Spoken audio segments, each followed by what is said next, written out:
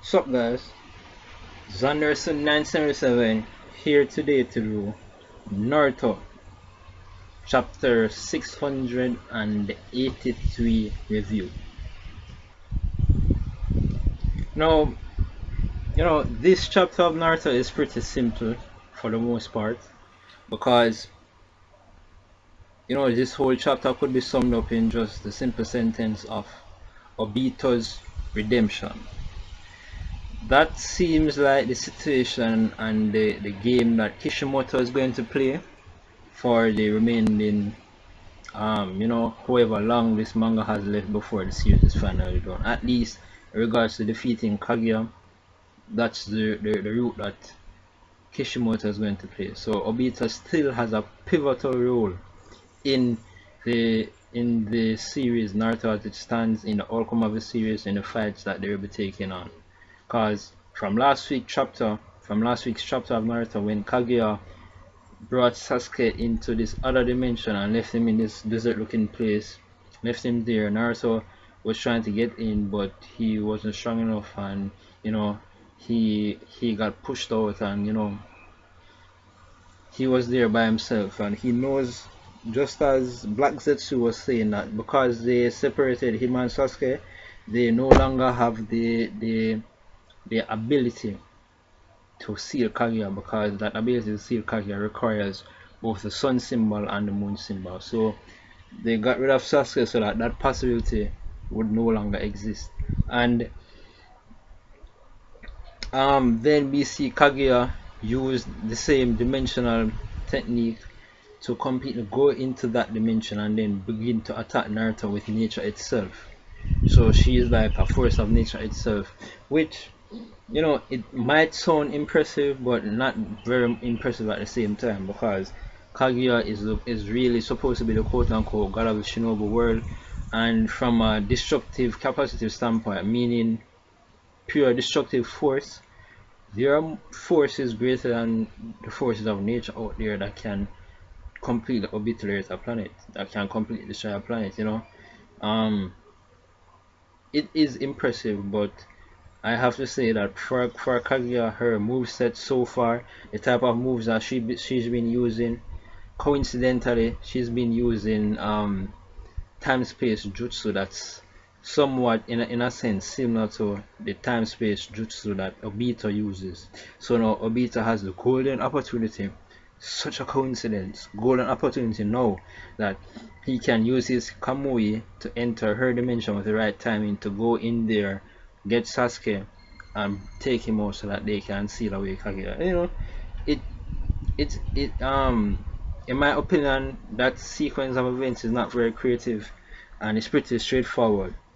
Honestly, to tell you the truth, it's pretty straightforward. From Kaguya, I was expecting to see a lot more in terms of the movesets, originality of moves, and sheer power that she's supposed to have. And as I've stated before, where Kaguya doesn't talk much, up to now we haven't heard her say a word. Like how when you're fighting somebody, you are exchanging words, throwing a kind of argument back and forth. She's silent most of the time, and when she does speak, it's in this kind of childish, in this kind of broken down speech that is not fluent at all, or give the impression of somebody that's able to talk normally, as though a normal human being would talk. So um Kaguya, in certain ways, for the fact that she is really the the god of the shinobi world, yes, she has that status.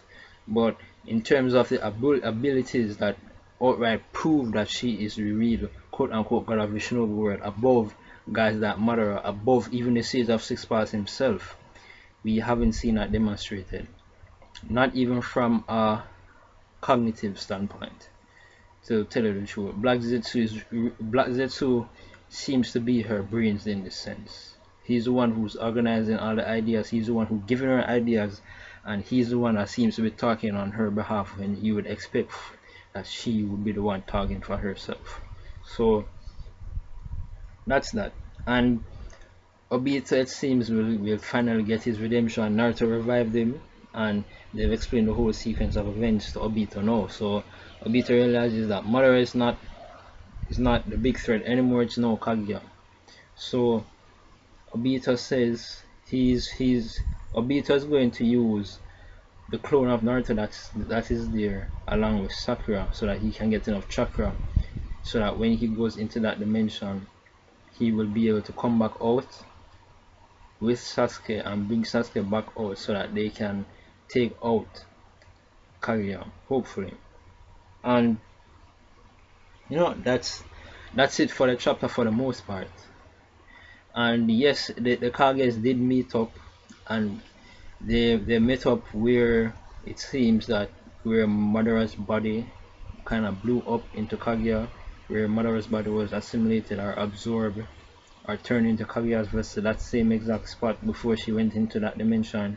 They arrived there only to discover Madara's bottom half, which is strange. I wasn't expecting that only a bottom half of his body would be left. I was expecting that his entire body would be absorbed, but that's the case. So the bottom half is there and the Kages are there. They're wanting to figure it out. The second Hokage says that they should just use an Edo Tensei to bring back Madara and ask him what really happened, and Hashirama is against it because he knows that it will require the soul of a living person, so he doesn't want to do it. Then all of a sudden we see Hagoromo, the Sage of Six Paths, appear to Hashirama and says that he's a very kind person. So where that sequence of events will go in regards to the Sage of Six Paths and the past Hokages, who knows? But I'm guessing that he's going to be of help to them in some way. Either he will take them to the dimension where Kaguya and Naruto are fighting so that they can help out Naruto and give Naruto the opening that he needs to see her. That when and hopefully by that time Sasuke will be brought back out of the dimension. But it seems that Hagoromo probably will bring them to the dimension where his mother Kaguya is. But overall, that's a chapter. I thought it was an okay chapter. Not very impressed with it, but that's how it is sometimes. And as I said, this whole chapter is geared towards Obito's redemption. So you can take it or you want to take it, but it is what it is. So overall, that's it. That's my review. Remember to rate, comment, subscribe. Sayonara.